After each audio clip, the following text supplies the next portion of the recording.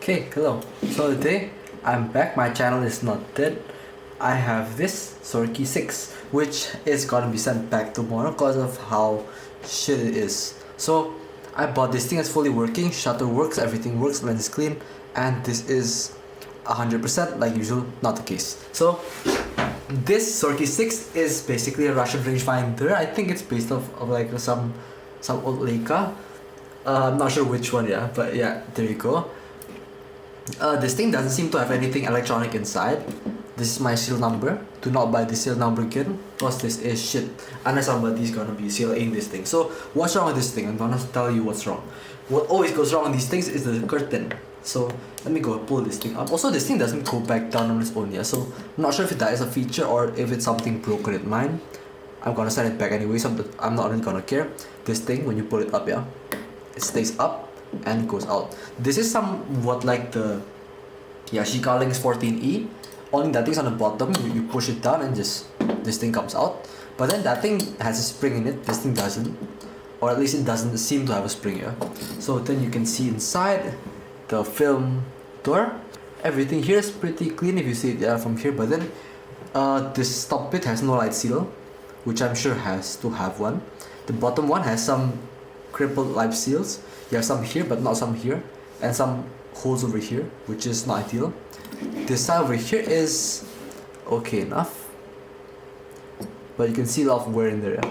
And then the shower curtain. So the first one seems okay, yeah, because it is okay, the first curtain, but I think this thing's not been used in quite a long time, because when you go to the second curtain you can see how heavy it is to turn, yeah, and how, oh shit, how it sounds. So then when you shine a flashlight into the lens, fuck, my flashlight's dead. Wait, this thing's gonna have to go out and get charged. Just turn it on.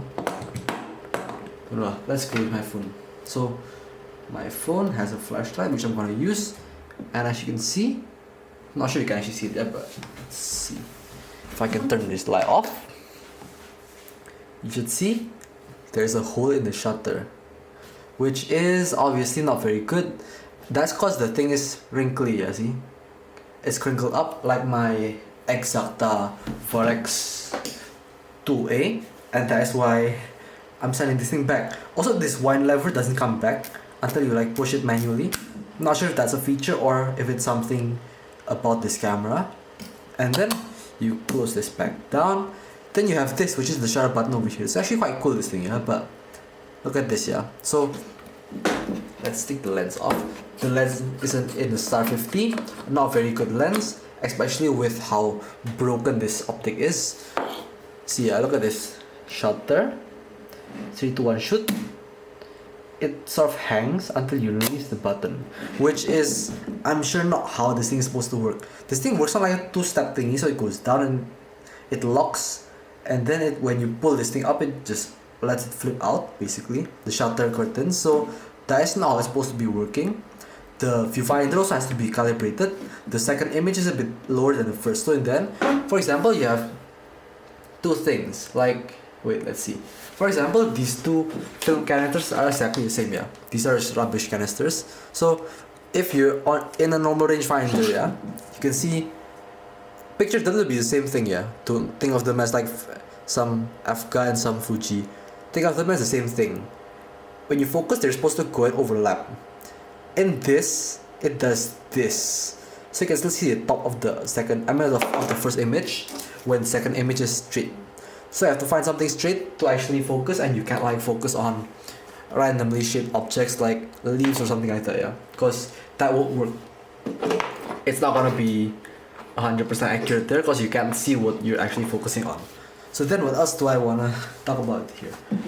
This, I'm not sure what the fuck this thing does, yeah? You can see this thing goes here, and I think this is to reset the counter. I'm pretty sure it is, but I'm not sure. Like, what the heck would it do, yeah, if it's not to reset the counter? Then I think this is more like for the spool back thingy, so it doesn't like go back on its own, and when you press this thing it won't come back. So yeah, it's basically resetting, yeah. And then what else can I talk about? This thing I think you're okay to like change the speeds while this thing is not caught, but I will do everything while caught in all Russian cameras. This thing also. So this thing has the speeds from 1/500 of a second to bulb or 1/30th of a second. Now this thing is okay enough, I mean, in the speed, yeah, but then I would like a bit faster speed, I think, if I'm gonna use a camera, because 1/500 on a focal plane shutter is quite slow actually. It's like one of those Zenith 122s. The Zenith, okay lah, but then this thing feels a bit more premium than Zenith, because Zenith's a piece of shit basically. So then what else can I say? The timer, this thing, even when you cut the shutter, this timer will still go back up, because this thing's so jammed, this button over here. So it's always jammed, stuck like in this shutter button. Not a very good thing to have. Then you have this little rangefinder cam, which is gonna be pushed by this guy. This thing I've tested with my Nikon AF600 lens. I'm filming on the Nikon Z6 and the Nikon AF600 28mm f3.5 lens. So this lens does not fit in here because of the fact that it'll hit this rangefinder cam. But if you wanna see how shit this lens is, I'm gonna tell you later. Yeah. So I used to have a Red P version of this with the same soggy optics with like these crazy scratches everywhere, and it's pretty much the same story as disgusting. So then what else can I talk about? Speeds, rewind, pretty much nothing else. This is quite a basic camera. Oh yeah, also this thing, yeah, the tripod mount. It's not a standard tripod mount, it's like a bit bigger than the normal one. I think it's a 3/8 inch, but I'm not sure. And that's pretty much it for the Zorki 6. So it's a pretty simple camera. Nothing too special about it. Aside from the fact that it's broken and I'm gonna send it back, because I paid way too much if I'm gonna keep it, yeah. So yeah.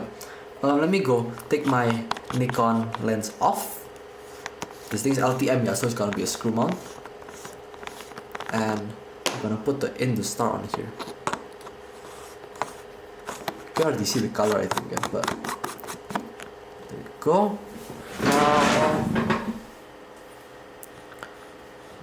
See? Like, who in the hell would not return this lens, man? This is way too shit for me to use. See, let's focus on the wall. There you go. And if you have the light in the frame, everything goes to shit. So yeah, that's pretty much the overview of this lens, and I mean this camera itself, the Zorki 6. Hopefully you've liked the video. If it hasn't been very good, I do apologize, because it's been quite a long time since I've done a video. So yeah, thank you and goodbye. Hopefully you have a good day and you get good Zorki. So yeah, bye bye.